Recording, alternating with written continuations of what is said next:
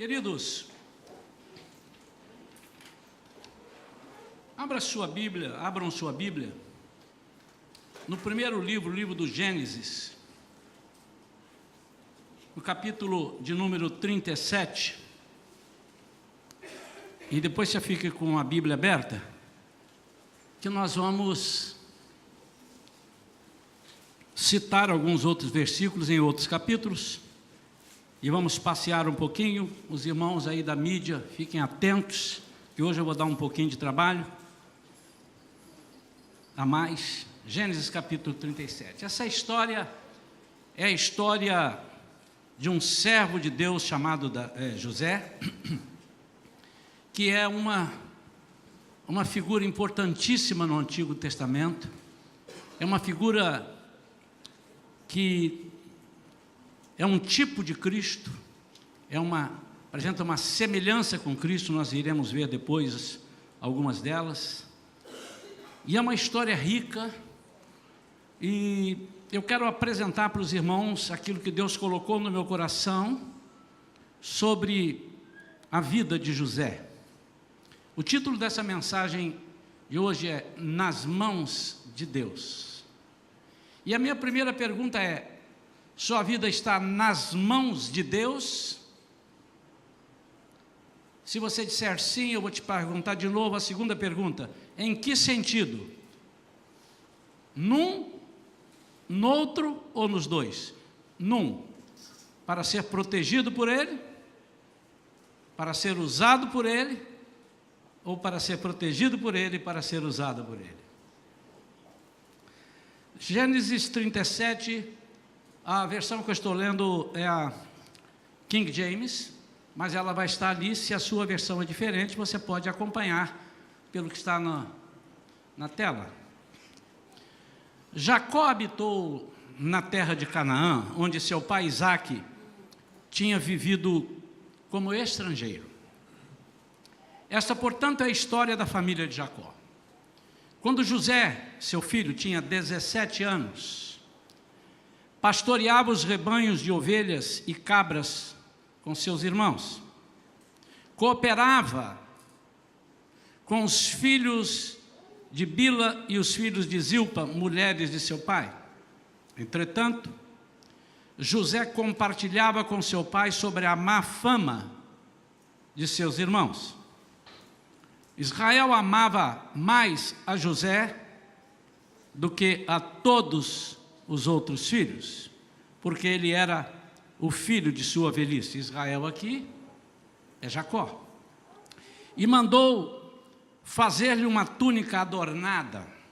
Seus irmãos perceberam que seu pai o amava mais do que a todos os seus outros filhos e odiaram-no.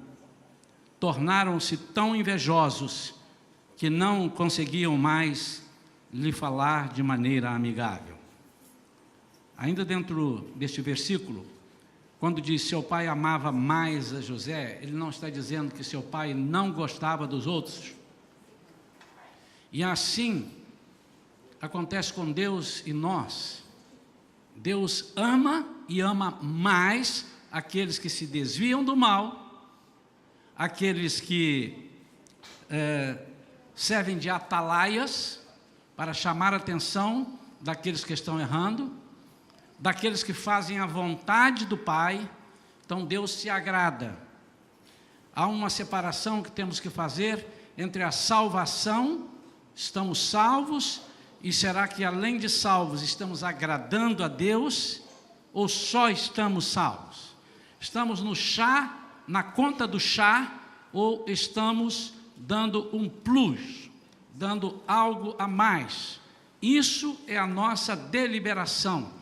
Aquilo que eu faço a mais é o que está no meu coração. Aquilo que eu faço segundo a lei é porque eu estou cumprindo a lei. Versículo 5. Ora, José teve um sonho e o contou a seus irmãos, que passaram a nutrir ainda mais raiva dele. Nós vamos entender isso.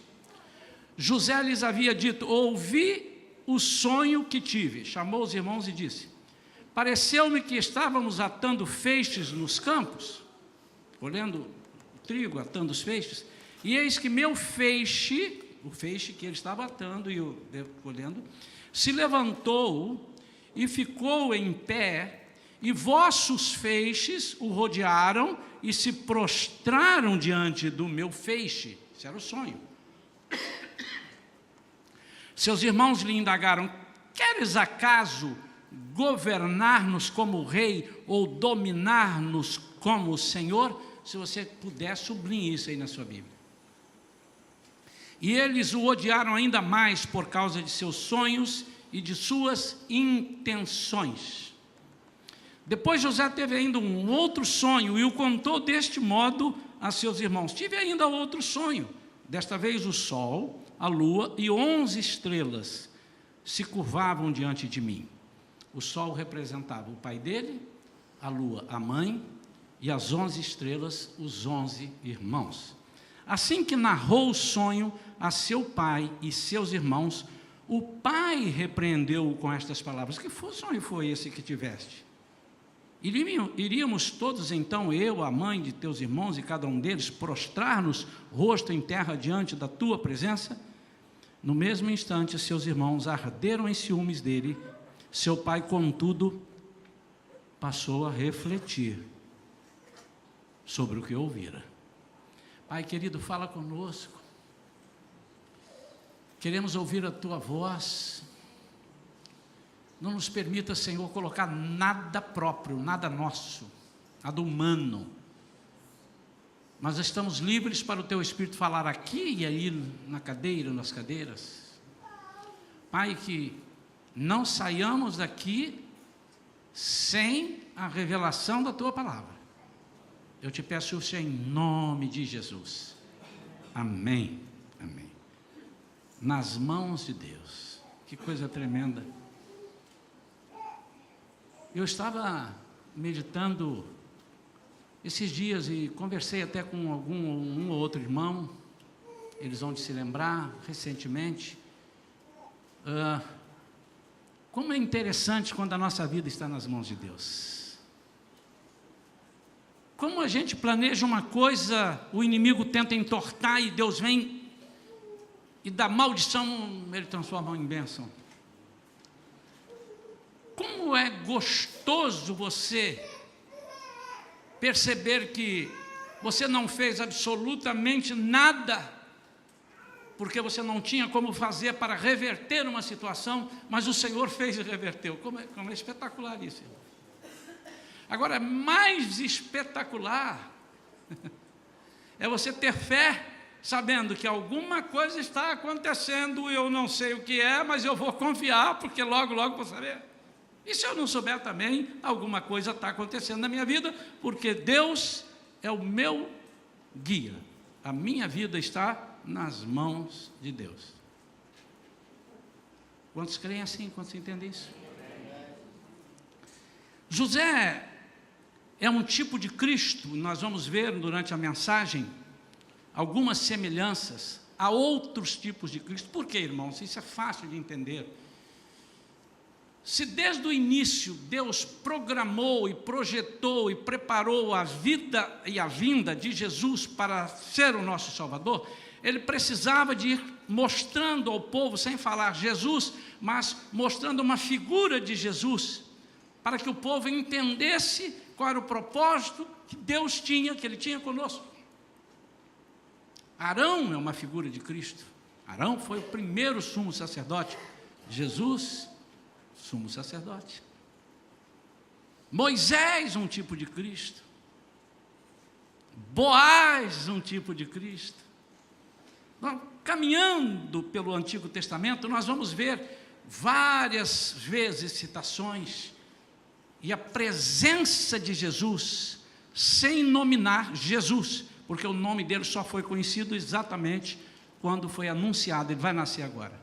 Mas nós sabíamos que vinha um Messias, e o povo esperava um Messias, e o tempo todo, para que eles não perdessem isso, Deus foi mostrando Messias, entre aspas, tipos de Messias, todos eles falhos, todos eles com alguma dificuldade, naturalmente, porque o que Deus queria mostrar é que nenhum deles é capaz de fazer aquilo que o meu filho será capaz de fazer.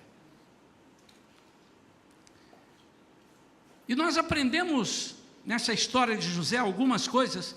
Aliás, esse texto de José, mais no capítulo 39 em diante, é um dos temas que eu mais preguei, que eu me lembro em toda a minha vida. Talvez no meu ministério, andando por aí, pregando, aqui preguei poucas vezes, mas é riquíssimo, é riquíssimo, é riquíssimo. E eu listei aqui algumas coisas daquilo que Deus falou comigo, e eu entendo assim, se Deus está falando comigo, é porque Ele quer falar com o povo. Porque se eu sou um mensageiro hoje, fosse um de vocês, Ele faria a mesma coisa. É nítido que Ele quer que nós ouçamos a voz dEle. E há coisas interessantíssimas, porque assim como José era um tipo de Cristo que viria, e outro tipo de Cristo que viria, depois de Cristo, nós temos que ser um tipo de Cristo que veio. Como vocês entenderam isso? O apóstolo Paulo disse: sede meus imitadores, como eu sou de Cristo. Ele está dizendo, eu sou um Cristo aqui, um tipo de Cristo. Por favor, não pense que o Paulo era Cristo. Não pense que eu estou dizendo que um de nós, ou todos nós, devemos ser Cristos. Mas na nossa vida, precisam ser encontradas atitudes que mostrem a vida de Cristo. E é só por isso que estamos aqui. Mas, se você quer ser igual a Jesus, tirando a parte que você não pode fazer, senão anularia a figura de Jesus, que é morrer na cruz, e você vai dizer, ufa, você não precisa morrer na cruz, até porque não pode morrer na cruz, não pode duas vezes haver a morte e a ressurreição para a salvação, para a vida eterna. Uma já foi dada e uma vez só foi dada. Então, tirando isto, você tem que entender também que você vai você vai atuar como um agente promotor de bênçãos e milagres, como foi dito hoje aqui de manhã na pregação, mas também você precisa ser testado, como Cristo foi testado, não que Ele precisasse, porque Deus sabia que Ele era perfeito, mas uma menção, Ele foi levado ao deserto para ser tentado. Por que Ele vai levar para ser tentado, se Deus já sabia que Ele não pecaria? Para que as pessoas vissem e Ele pudesse dizer, vocês podem fazer, porque eu como homem, porque Cristo era 100% homem, eu passei e vocês podem passar. Então não tente separar as bênçãos dos sofrimentos, está no pacote. Não tente separar a vitória das provas, estão no pacote. Você não pode ter a vitória sem lutar. Você não pode ter a bênção sem confiar, sem entregar. Amém ou não? A primeira coisa que eu aprendo com José, e que Deus quer que nós aprendamos e façamos, e vamos dizer como daqui a pouco, seus sonhos significavam o agir de Deus. E ele não abriu mão do resultado final. Embora os irmãos debochassem, os irmãos estavam tendo uma revelação. Oh, você está querendo dizer que vai governar sobre nós? E ele não sabia o que era, mas ele poderia ter dito exatamente isto. Mas ele não sabia. Mas só que ele sabia o seguinte: estou sendo usado por Deus. Este sonho não é normal.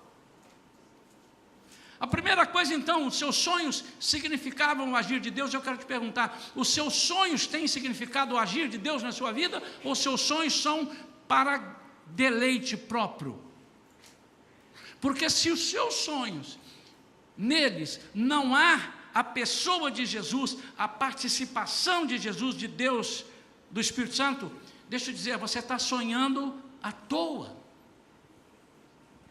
Porque nada na nossa vida aqui deve ser considerado sem a participação de Jesus.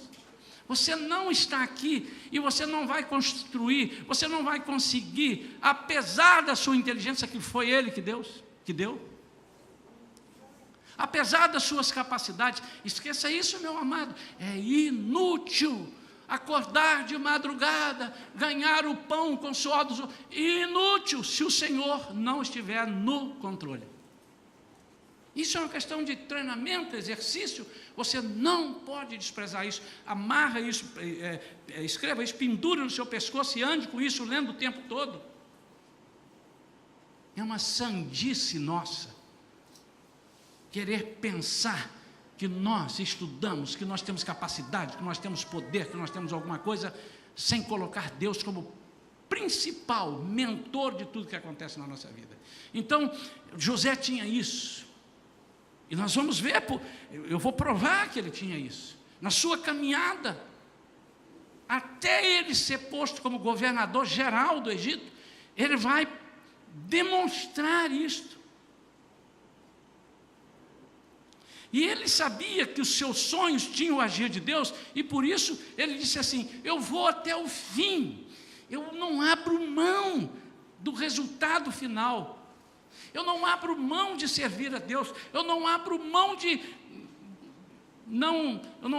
eu não desejo, de forma nenhuma eu vou impedir de todas as formas, eu vou fazer o meu esforço, e quando esse meu esforço não for suficiente, o Senhor vai me suportar, eu vou fazer um esforço sobrenatural, para que nada me tire do propósito.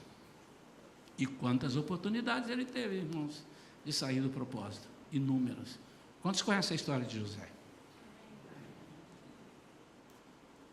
Conhece da televisão ou conhece de ler? Porque a televisão mostra algumas coisas, mas tem um romance, tem uns troços lá que não estão na Bíblia, mas só que faz parte da novela evangélica. Lá, eu não sou contra, não podem ver, devem ver. Essa podem, devem. Mas nós temos que andar vendo e lendo, porque o que vale é o que está aqui, e não o roteiro que os homens criaram, para ficar mais bonito e mais romântico. Os sonhos de José eram um prenúncio de que Deus faria por seu povo, daquilo que Deus faria por seu povo através dele. Deus estava dando alguma dica que tinha pessoas que seriam beneficiadas por Deus através desse instrumento José. Quando Jesus diz para mim e para você, na Bíblia, eu não vim para ser servido, eu vim para servir, ele é um tipo de José e José é um tipo dele. Eu vim aqui para fazer aquilo que meu pai mandou. E se eu for citar versículos aqui, nós vamos ficar, não tenho anotado aqui, não vou me lembrar de todos, mas vocês não sabiam que eu tenho que estar cuidando das coisas do meu pai? Outro, eu falo o que o meu pai me manda falar? Estou a serviço do meu pai? O meu reino não é daqui. Você não está compreendendo porque você está fora de sintonia. Ele foi tentado abandonar o sonho, mas foi fiel em tudo e não aceitou ser subornado. Uma das semelhanças com Cristo, que José nunca aceitou o suborno. Cristo nunca aceitou o suborno. Segunda coisa, ele aceitou a direção de Deus. Irmãos, aceitar a direção de Deus, como eu abri falando sobre isso, é tremendo. Aceitar a direção de Deus é mais fácil quando eu entendo que a direção de Deus está me levando para um lugar lucrativo, um lugar vitorioso, é mais fácil. Mas quando eu percebo que Ele está me levando para pisar em umas pedras e andar por uns caminhos que eu não estou entendendo, desertos, e eu digo, será? Embora tudo parecesse dar errado, José sabia que Deus estava no controle. Ele tinha essa convicção. Se você não tem convicção, meu amado, não se assanhe a dizer, Senhor, eis-me aqui, pode me guiar. Se você não tem convicção, não se apresente. Você precisa pedir essa convicção a Deus. A convicção é que vai fazer diferença na sua vida. Ela ou a falta dela vai delimitar aquilo que você vai viver. Seu testemunho era forte, ao ponto das pessoas verem Deus nele. E aqui está uma das grandes diferenças de José. É que as pessoas viam Deus nele.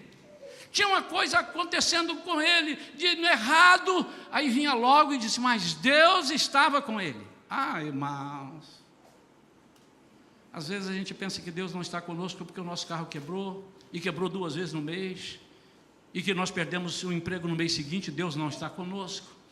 Se Deus está conosco, seu carro quebra 2, 3 vezes, você perde o emprego, e de nada eu sentirei falta. No capítulo 39, quando diz que ele foi vendido, diz assim, José fora, portanto, levado ao Egito, onde os ismaelitas o venderam a um egípcio chamado Potifar, um oficial que era capitão da guarda do palácio. Olha onde Deus vai levar José. Ora, o Senhor estava com José, que em tudo teve êxito, e passou a morar na casa do seu senhor egípcio, de Potifar. O senhor egípcio percebeu que o Senhor era com ele. Que diferença, meu amado. Eu vou te perguntar agora, Deus é contigo? As pessoas veem isso? Menos falaram. Você precisa mostrar a mais pessoas que Deus é contigo. Como? Hoje de manhã, algumas vezes, eu fiquei ali olhando, falei assim, como é bom a gente ver o entrosamento do Espírito Santo, né? E a minha mensagem aconteceu antes da mensagem da Vívia, na preparação. Mas o Espírito Santo encaixa as coisas. Como é que as pessoas veem que Deus estava com você? Falamos agora, ainda há pouco, encerrando essa primeira parte da nossa escolinha de batismo. De como é? A sua vida tem que ser uma vida de adoração. Como é que é uma vida de adoração? E eu disse, ao contrário do que as pessoas possam pensar, oh Deus, te adoramos, oi, me cumprimente alguém, como é que vai? Oh Deus, tudo bem, Deus, te adoramos. Não é isso, amados. Mas uma vida de adoração, primeiro você precisa entender o que é adoração e o que é louvor. Louvor, eu louvo a Deus pelas coisas que Ele faz, que Ele fez, e adoração pelo que Ele é. Interessa se Ele não fez, Ele é. Ele é Deus. Tem uma música que diz isso, não importa se você teve ou não teve, Ele é Deus. Ele é Deus, Ele é Deus. E isso você não pode discutir. E se você perdeu tudo, Ele é Deus. Você pode até não querer louvar, mas você não pode mudar isso, Ele é Deus. E a adoração é esse reconhecimento, tu és Senhor, tu tens o domínio, tu tens a soberania, tu és santo, santo. Eu estou reconhecendo os atributos de Deus. Então, quando alguém faz alguma coisa com você, a sua vida é de adoração? Amém, fica tranquilo, vai dar certo, ok? E você não entra com as artimanhas do diabo. Aí você tem uma vida de adoração. E as pessoas veem, essa pessoa é diferente. O que está acontecendo? E eles viam que José era diferente. Deixa eu te lembrar, José aqui no capítulo 39 já tinha sido vendido, traído pelos seus irmãos. Outra semelhança com Cristo. Tinha sido vendido e já estava agora lá no Egito, na casa de Potifar. Foi levado pelos ismaelitas, um povo ambulante, vendedor ambulante, comprava e vendia, e esse povo comprou e vendeu ao Egito, a Potifar. Imagine o que passa na cabeça desse jovem de 17 anos. Que sonho é esse, Senhor? Ei, só me deu o sonho, e parece que eu vejo se ele falar, se ele não falou, e Deus falou assim, mas eu dei o sonho, eu te disse que é hoje, que é amanhã. Eu vou te forjar, eu vou te preparar, Não é no seu tempo, é no meu tempo. O que eu preciso é que você fique à disposição, que você deixe eu agir, que deixe eu falar, que deixe eu fazer. Eu sei o que eu estou fazendo, eu sou o que sou. Antes de qualquer coisa existir, eu já era.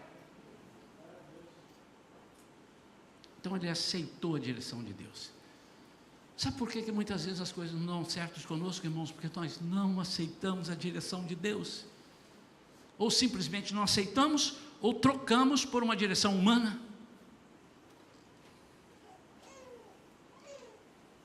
Abraão postergou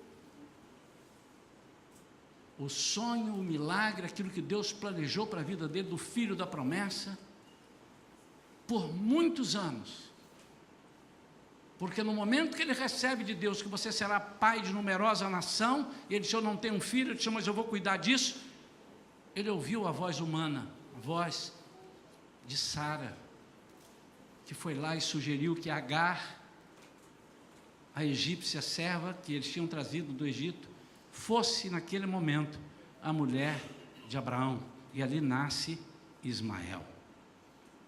E o Senhor deu um passo atrás e esperou até que Abraão entendesse: vamos recomeçar, Abraão, porque eu comecei com você, eu não terminei, posso começar?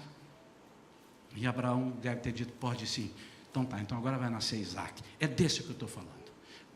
Eu vou abençoar Ismael, ok? Ele não tem nada com isso, eu vou abençoar.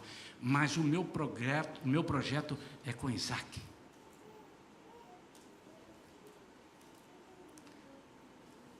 Terceira coisa, José entendia, sempre entendeu, que os planos de Deus poderiam oferecer calúnias e retaliações contra ele. Você está preparado, hein? Você está preparado para te chamar de maluco? Você está preparado para te chamar de aproveitador? Você está preparado para te chamar de mercenário? Você está preparado para te chamar de crente ladrão? Porque você está pregando alguma coisa e as pessoas estão confundindo, nem todos estão na mesma página, na mesma vibe, não é assim que fala? Ele não tinha nenhuma preocupação com isso, porque ele desde o início entendeu: Deus está me levantando, e eu vou provar isso no capítulo 45, quando ele diz isso. Ele não está me levantando por mim.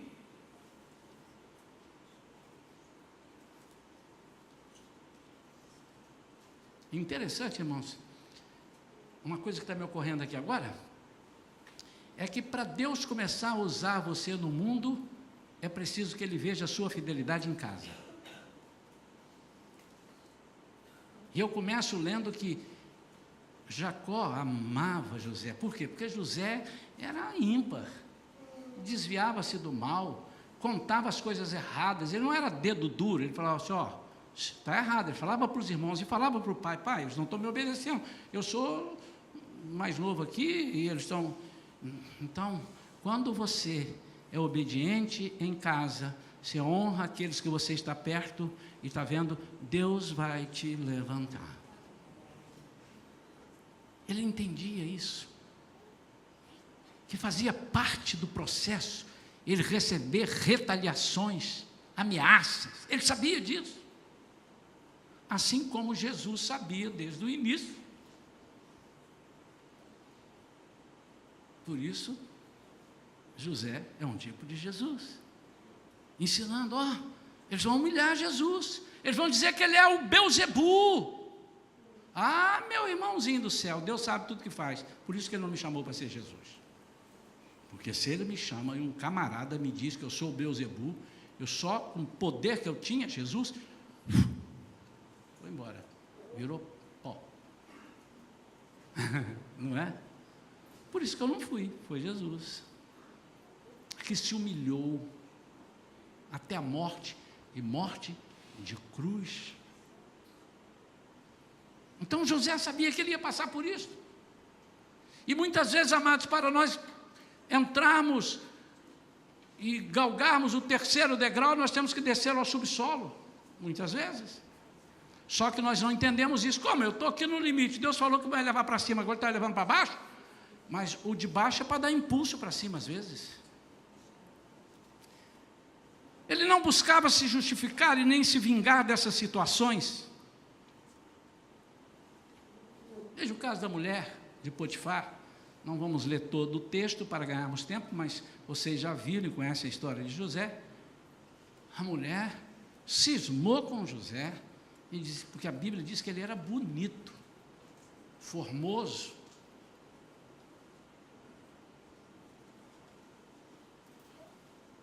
E ela ficava aí, como é que é? Hoje tem?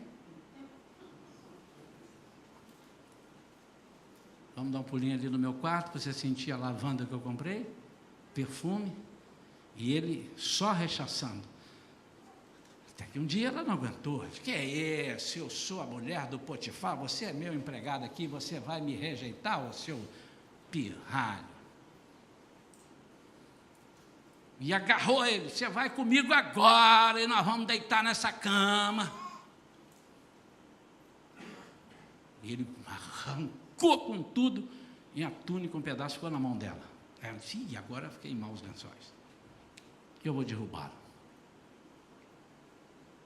Potifar, meu marido lindo, sempre te amei. Oh, como eu te amo. Mas esse molequinho que você trouxe para cá, confiou nele, colocou as coisas da casa, tudo você colocou na mão dele. Olha o que ele fez comigo. E Potifar nem foi perguntar para José, prenda esse cafajeste. Mas só que se esqueceram de uma palavra mágica que eu falei ainda há pouco. O que era? O Senhor era com ele. Acabou, meu amado. Acabou. Olha o que está escrito em Isaías 33, 22. Olha que coisa. Pois Yahvé é o nosso juiz. O Senhor é o nosso legislador. O Eterno é o nosso Rei. É Ele que nos vai salvar. Irmãos, isso é exercício. Eu não estou te ensinando uma coisa que eu sei fazer 100%, não. Eu tenho exercitado isso todos os dias. Tem hora que dá vontade de voar no pescoço de algumas pessoas, não daqui da igreja não, fiquem tranquilos, mas pessoas que falam mal do Evangelho, falam mal, dá vontade de bater a cabeça dele na pedra, mas eu não posso fazer isso. Não sou eu que vou convencer, é o Espírito Santo. Então e se fizerem calúnia contra você, falarem de você alguma coisa, nós temos que treinar, irmãos, porque o sangue ferve. E não o meu sangue ferve por você, mas o sangue ferve. E a gente fica fora de sintonia. Mas ele não tinha esse problema. Por quê? Vamos voltar lá nisso. Porque os sonhos de Deus significavam agir de Deus na vida dele. Ele disse assim, isso não é. Deus não me chamou aqui para isso. Outra coisa interessante, amados, que quando, e eu disse lá, seus sonhos significavam agir de Deus, e ele não abriu a mão do resultado final. Ele sabia que o resultado final não era aquele, porque o que ele via eram pessoas se curvando a ele, e ele não está vendo pessoas ali se curvando a ele, ele está vendo ele tendo que se curvar. Ele era o mordomo da casa de Potifar. Cuidado que nem tudo que reluz é ouro. Existem bênçãos genéricas, bênçãos Denorex. Quem é do tempo do Denorex aí? Tem muita gente. Parece que é, mas não é. Cuidado. E ele tinha isso. Quando ele vai para a prisão, mas antes dele ir para a prisão, certamente a mulher de Potifar deve ter prometido a ele, caramba, você está com a oportunidade de sair de ser mordomo para ser o rei da cocada preta. Se você é meu amante, meu filho, o que eu vou botar você na crista da onda? Ele deve ter pensado, mas Deus não me chamou para ser amante de ninguém, e nem para dominar uma casa. Deus me chamou para governar sobre um povo. Isso está no meu coração. Porque, sem saber, os irmãos já profetizaram. Ei, você está pensando que você vai governar sobre nós? Exatamente isso. Penúltimo item. Depois que eu falar os 5 itens, eu vou começar a pregar. Obrigado, você fica aí sozinho ouvindo. Penúltimo item. Estamos sim, realmente. Ao assumir o posto mais alto, ele não se ensoberbeceu. Queridos, a história passa, ele vai para a cadeia, porque Potifar não quis nem ouvir a justificativa dele, olhou na mão da mulher dele, entre gostar muito de José, saber que Deus era com ele, mas naquela hora ele disse assim, que pilantrinha, hein? Falava que era crente ainda, hein? Só querendo pegar a mulher dos outros, masmorra nele, jogou para a cadeia. Mas ele chegou na cadeia, aconteceu algo. O que é que tinha de diferente na vida de José? Fala aí mais alto. O Senhor era com ele. E logo ele ficou sendo o chefe de todos os presos.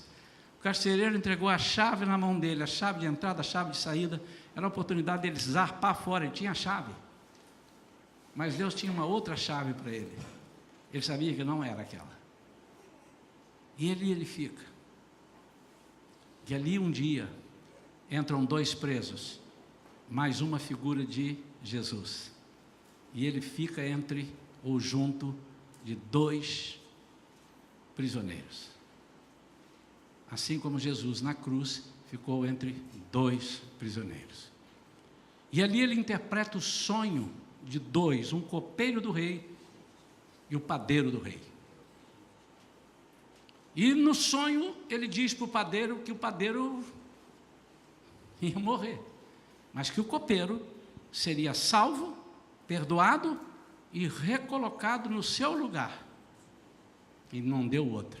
Jesus também esteve entre 2 ladrões e disse, você estará comigo ainda hoje no paraíso. E o outro morreu. Outra figura de Cristo na vida de José.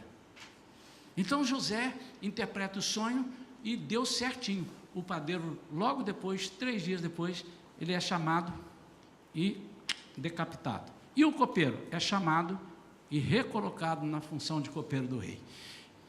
Só que José tinha pedido para ele, avisa para o rei lá, não esquece de mim, eu estou aqui já há tempinho. Mas ele esqueceu, porque aprove a Deus que ele esquecesse. Por quê? Eu estou nas mãos de Deus e não nas mãos de copeiro. Amados, o que acontece conosco é que muitas vezes o desespero bate e nós ajudamos uma pessoa e a pessoa é amiga do rei e a gente diz assim, interceda por mim aquele rei. E esse rei pode ser o deputado, pode ser o senador, pode ser o cara que tem muito dinheiro, pode ser o influente, pode ser isso. E nós nos esquecemos que se a mão de Deus não estiver conosco, não adianta. Fez o camarada esquecer de uma bênção dessa.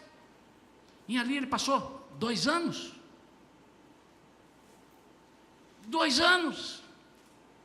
Mas, 1, 2 e já? O Senhor era com ele, Deus era com ele. Então, meu amado, se Deus é comigo, na cadeia vira um resort de primeiro mundo. Ou não.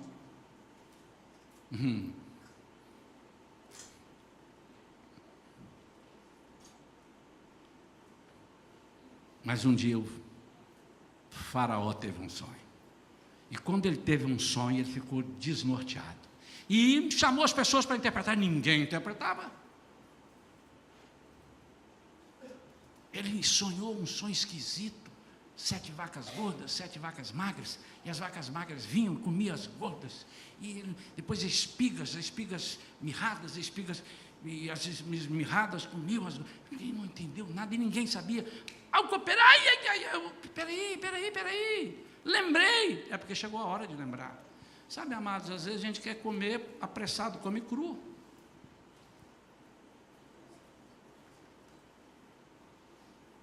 Deus estava preparando o terreno. E chegou a hora. Porque quando chegar a hora da sua exaltação, não tem demônio que impeça. Não tem pessoas que esqueçam. E se todos esquecerem de ti, ele diz, contudo, eu jamais me esquecerei de ti. chama esse moço, o que é que você está esperando? E chamou ele a ver o Josué. Diz a Bíblia que ele já veio preparado para ser governador. Não está escrito isso, mas eu leio e salta aos olhos isso para mim. Ele barbeou-se, mudou a roupa, pegou o perfume, que ele deve ter ganho de alguém lá,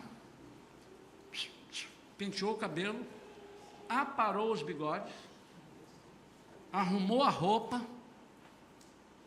e subiu. E quando ele chega na presença do rei, ele se lembra de que ele estava nas mãos de Deus de novo. Porque o rei lhe pergunta: me disseram que você é o rei da cocada preta, sonho é contigo, eu tive um sonho, quero que você me diga. E ele diz assim: o meu Deus, aquele a quem eu sirvo, eu estou contextualizando aqui, aquele no qual eu estou nas suas mãos, aquele que me guia, aquele que é dono do meu levantar e do meu assentar, aquele que desde o início me chamou e não permitiu com a sua força que eu caísse, esse vai dar a solução. Pode contar. E quando ele contou, ele disse assim, parece que eu vejo José falando, mas isso é mais fácil do que tomar biscoito da mão de criança. Vou matar um charada agora. Seguinte, vai ter 7 anos de fartura no Egito, e vai ter 7 anos de seca no resto da terra toda. Então o Egito, com essa fartura, ela vai, se vocês souberem fazer as coisas, você tem que chamar uma pessoa que tenha sabedoria para organizar isso aí, porque as pessoas vão vir para comprar, e vocês vão fazer com que tudo funcione para superar isso, vocês vão dominar tudo. Aí Faraó disse assim: haveria alguém entre nós com essa que o Espírito de Deus estivesse sobre ele? Ele disse isso: és tu, você, chegou a hora. Pega o meu anelzinho lá, anel de poder, bota aqui no dedo. José, a partir de hoje, você aqui manda e desmanda. Você só está abaixo de mim porque eu sou o faraó, mas até eu, quando tiver dúvida, vou te consultar. E diz a Bíblia que ele, nesse momento, tinha cerca de 30 anos. Agora ele vai começar a governar. Mais uma semelhança com Jesus. Jesus começou o seu ministério com 30 anos. Você sabe por quê? Porque na lei de Moisés, diz que ninguém podia ser sacerdote com menos de 30 anos. Por causa da credibilidade, por causa da autoridade, por causa principalmente da credibilidade. Então foi por isso que Jesus, até 30 anos, você não vê nenhum milagre dele, porque não estava na hora de operar. E ele falou: mas eu já sei que eu sou Jesus, 17 anos, como jovem é, para que eu vou esperar? Porque eu já tenho a faculdade dentro de mim, pai José, como é que é, pai José? Não, ele ficou esperando, ele sabia quem ele era. Por quê? Com 12 anos ele viu quem ele era.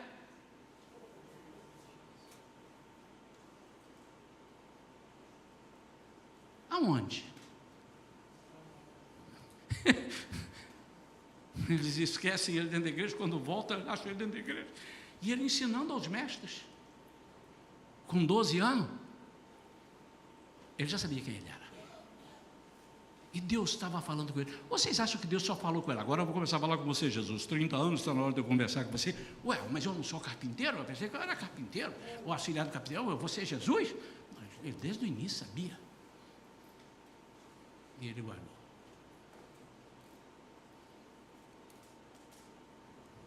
Agora ele vai. E agora governar.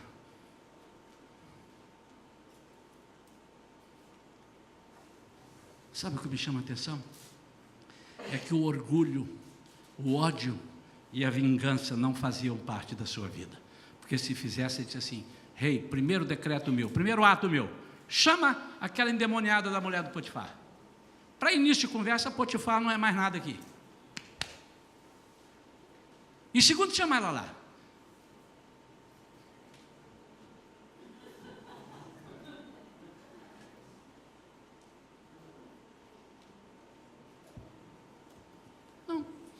Bíblia nem comenta, a Bíblia nem fala, porque ele não precisa justificar. Ele não está em sonho de Faraó, ele não está em sonho de Potifar, ele não está em sonho de mulher de Potifar, ele está no sonho de Deus. E se ele está no sonho de Deus, o negócio dele é com Deus. Por que ele vai perder tempo com outras coisas, irmãos?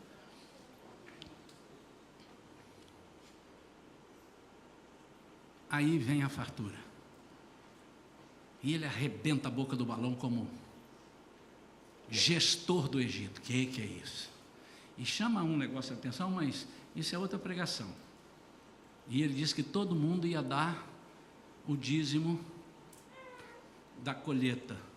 Todo mundo que colhesse ia dar o dízimo. Eu não estou usando essa palavra, mas é como se fosse. E cada um ia ter uma abundância geral no Egito, e cada pessoa que colhesse ia dar uma parte para o Egito, para dali dar abundância. Presta atenção nisso, que isso é lindo demais. Para que não faltasse comida na minha casa, trazei à casa do tesouro todos os dízimos, para que haja fartura, mantimento. E sabe quanto era isso? 20%.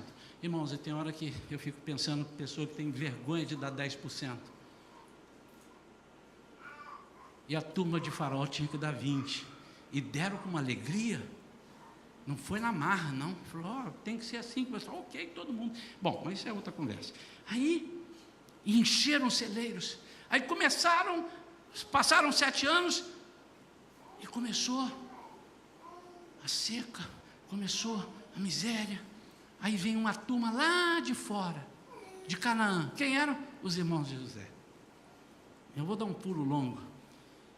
E eles vieram para comprar. E José começou a usar de benevolência, reconheceu os seus irmãos e começou a mexer com eles de forma que eles viessem. Por quê? Tinha que haver o arrependimento. Eles tinham que reconhecer que tinham errado.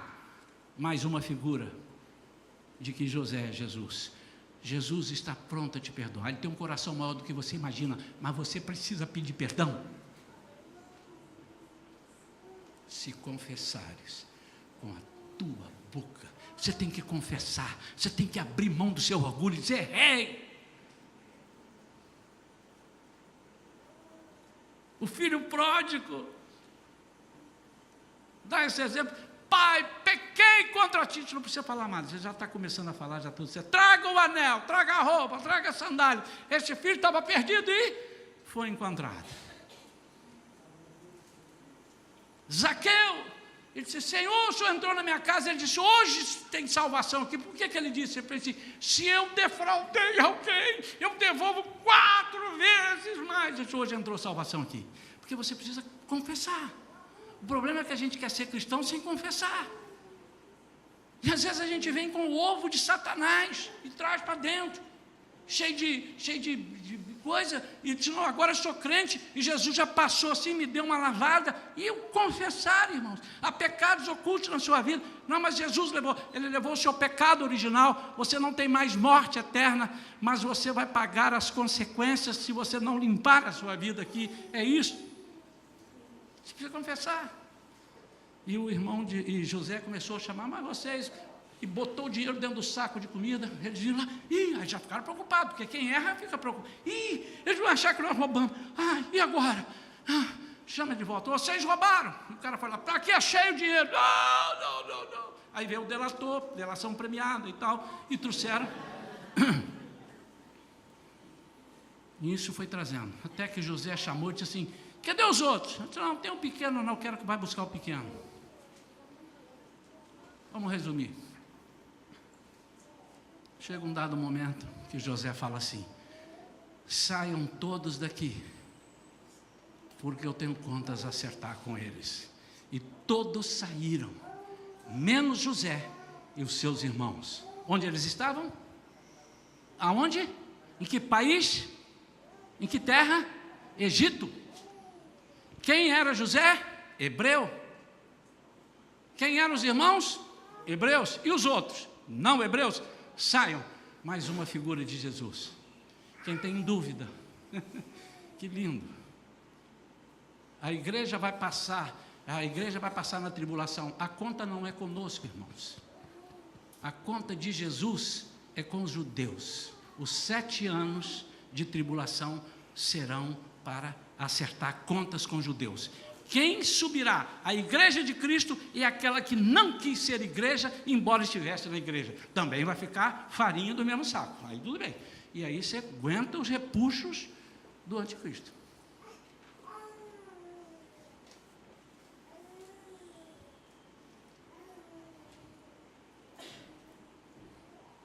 Quando ele diz assim: o que vocês estão fazendo aqui? Nós viemos aqui, nós somos inocentes, nós viemos comprar comida, está faltando comida. Faltando comida onde? Lá em Canaã. Como é que vai seu pai? Você conhece meu pai? Conheço. Cadê seu irmão? E tal, Tinha alguma coisa impedindo, talvez? Eu sou José. 13 anos se passaram. Deus deu o sonho a ele tinha 17 anos. Se você ler o capítulo 37 todo, você vai ver. E ele tinha 17 anos. Agora ele tem 30, então 13 anos se passaram. Eu sou José.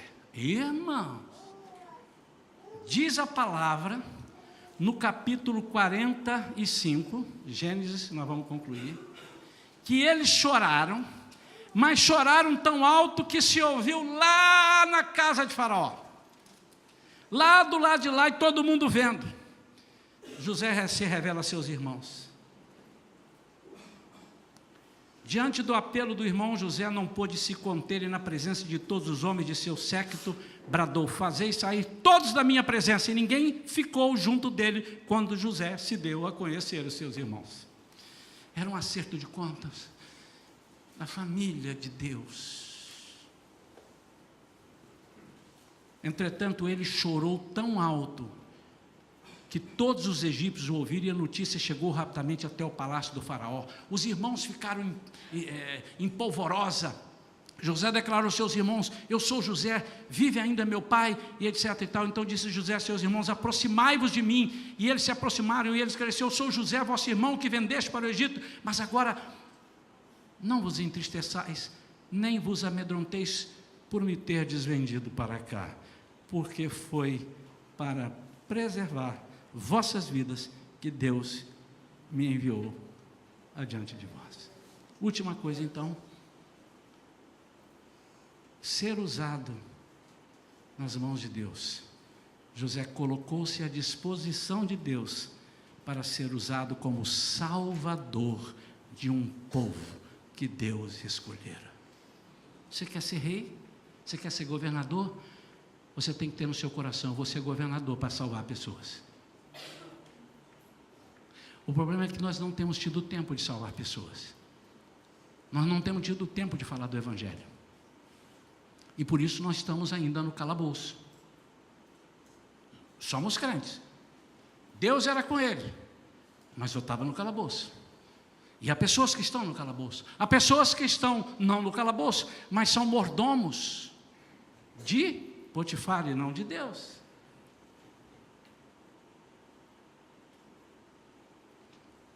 Você está entendendo? Você está preparado para ser usado por Deus para fazer com que pessoas sejam libertas, sejam curadas, recebam Jesus, porque você está para isso. Irmãos, a Bíblia é linda. Eu fico olhando o relógio andado, dá vontade de dar um soco nele ali para ele parar, porque tem muito mais coisas que Deus está me revelando agora.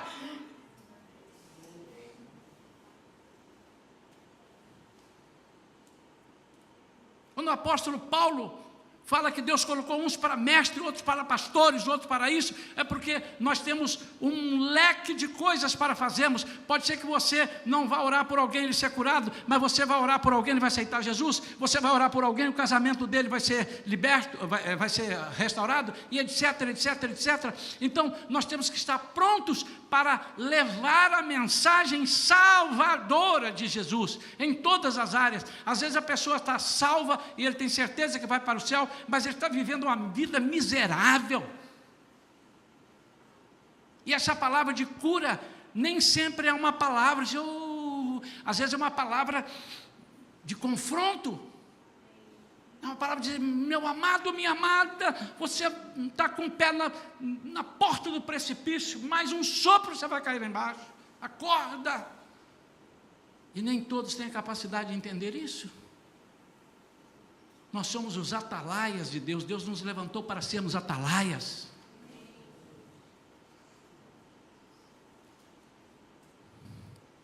Deus espera que nós estejamos disponíveis para Ele nos usar.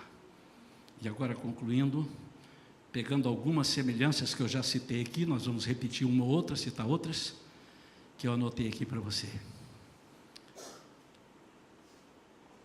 Ambos foram colocados entre dois prisioneiros, onde um se perdeu e o outro foi salvo.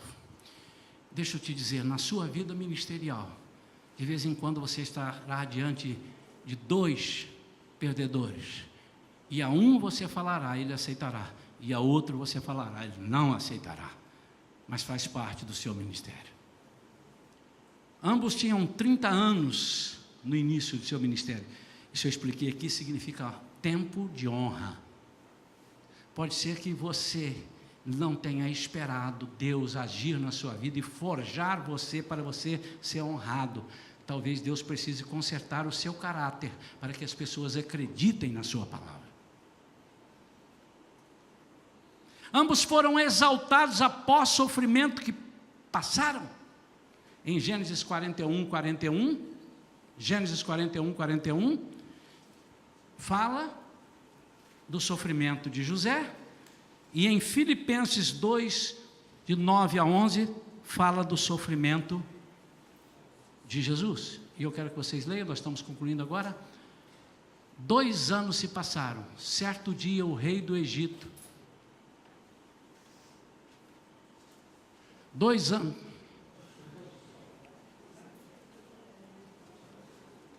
Shalom, igreja.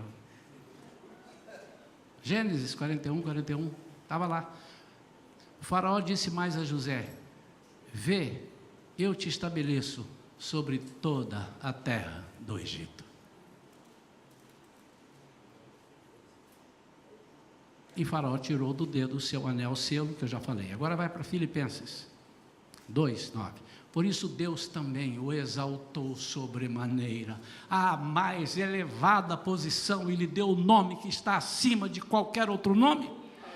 Meu amado, deixa eu te fazer uma pergunta, você está preparado para ser exaltado? Quando está, diga amém. Amém. O caminho é ser humilhado primeiro. O problema é que você não quer passar pela humilhação e quer ser exaltado.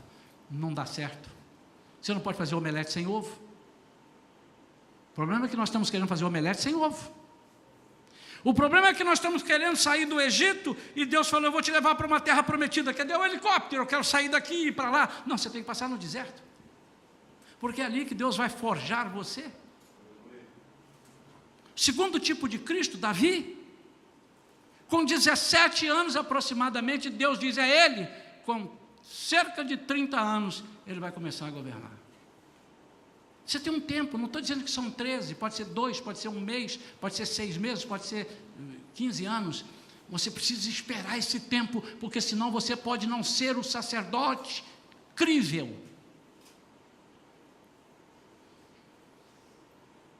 Ambos perdoaram e restauraram seus irmãos arrependidos. Sim, eles arrependeram, eu já citei aqui. Agora olha que lindo, que tipo de Cristo aqui. Mostra, vocês já leram eu falando, Gênesis 45, ele diz, não, está tudo perdoado, não, fica tranquilo. Agora coloca Zacarias 12, 10, 12. Isto ainda não aconteceu, mas vai acontecer com Cristo. Isso é lindo, irmãos. Isso é lindo, olha lá. Zacarias 12, 10 a 12. Olha só que lindo, irmãos.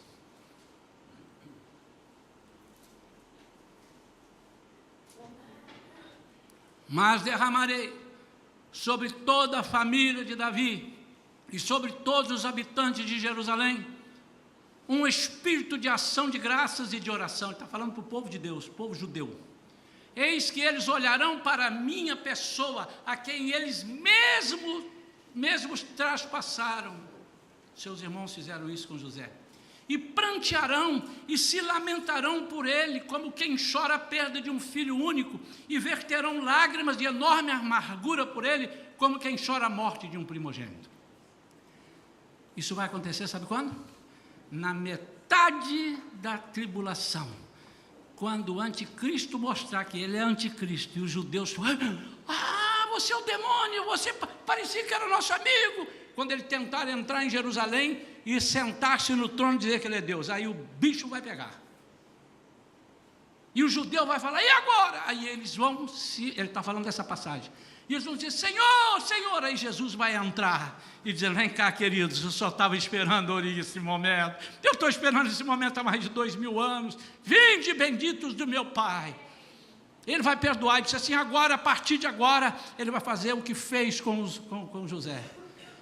José, e agora o que você vai fazer conosco? Dá uma pausa aqui, eu vou lá, deixa ali.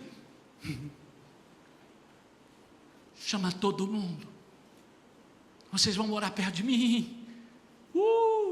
Cadê o aí? Vocês vão morar perto de mim, chama. Faraó, o senhor disse que eu tinha que falar, eu vou falar contigo. Meu povo está vindo aí, te bota perto de você, no melhor lugar. Está na Bíblia. Leia lá o capítulo 45, vocês vão morar perto de mim. Vamos lá então, lá. Naquele dia muitos prantearão em Jerusalém, como os que choraram em Hadad e Rimon, no vale de Megido. Toda a nação chorará em separado, cada família com suas mulheres pranteará, a família de Davi com suas mulheres, a família de Natã com suas mulheres. E Jesus vai dizer assim, aí está lá em Apocalipse, eu não vou chamar agora o versículo: vou selar vocês agora serão selados, e é aí que vão acontecer a escolha dos 144 mil, 12 mil de cada tribo. Ele vai selar, isso é o DNA de Deus. E ele disse: ninguém vai poder matá-los, e vocês agora vão fazer aquilo que vocês tinham que fazer para mim, pregar o Evangelho. E diz a Bíblia que nunca se converterá tanta gente naqueles 3 anos e meio que falta para acabar a tribulação. Nunca se converteu tanto em todo o tempo quanto se converterá naqueles 3 anos e meio. Está na Bíblia, e eu creio exatamente como está. Não, mas é uma figura de linguagem. Não, é exatamente isso. São 144 mil judeus pregando o Evangelho. E quando você vira o judeu dizendo, não sei se você já viu um judeu pregando, meu irmão, judeu mesmo hoje pregando, meu Deus, é um negócio que você chora, porque ele diz: eu reconheço. E ele começa a chorar e falar: quanto tempo eu perdi, e não vendo que o Messias é o Messias, ele é o Messias. Quando ele começa a falar, ele é o Messias, ele é o Messias, a igreja entra em polvorosa e começa a chorar e cai de joelho, porque ele disse: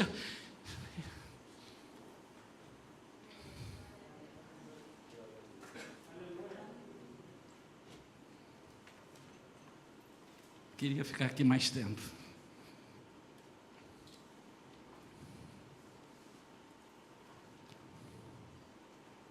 Você está preparado para perdoar aqueles que te ofenderam, irmãos?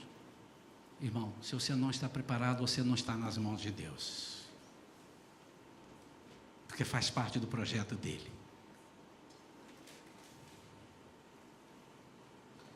Ambos foram despidos de sua túnica. Tanto José perdeu a sua túnica que o pai fizera, quanto Jesus tiraram a túnica dele e lançaram sorte. E por último, ambos foram vendidos pelo preço de um escravo. Tanto José quanto Jesus. E a minha pergunta em cima: você está preparado para ser tentado severamente e não cair? Ambos foram. Porque José foi lá e outros vieram depois, Jesus foi aqui, e agora até que ele volte, quem ficará como um tipo de Jesus?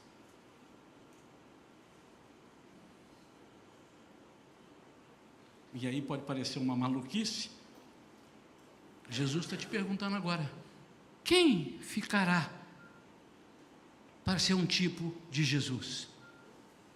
E aí você vai ouvir e dizer assim: eis-me aqui, envia-me a mim.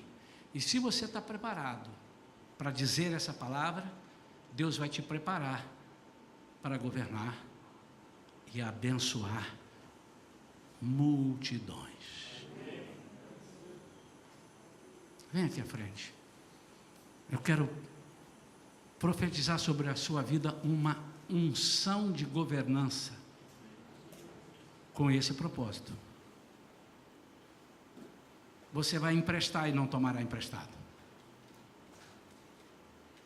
Você vai sobejar em todas as áreas da sua vida.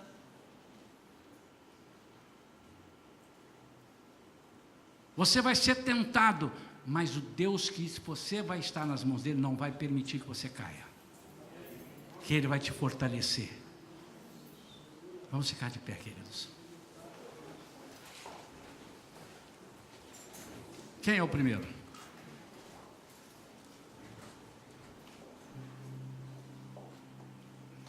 Quem é o segundo? Quem é o terceiro? Você entendeu meu convite, meu amado e minha amada? Deus está precisando de emissários dele. E você vai ser um tipo de Cristo. Pastor, mas espera aí, eu tenho condição de ser um tipo de Cristo? Só não tem como.